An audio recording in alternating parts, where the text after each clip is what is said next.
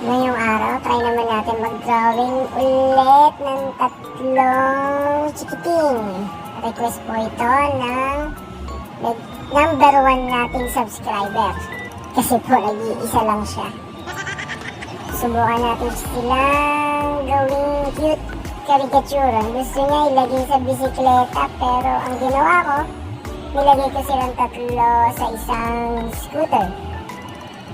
Which is sa akin, para sa akin, cute naman yung pagkagawa ko. Sana magustuhan niya. Yan. Halos patapos na tayo rito. Yung katawan na lang at scooter ang binubuo natin. Puro graphite na lapis lang po ang gamit natin. Kasi hindi tayo masyadong marunong mag-charcoal.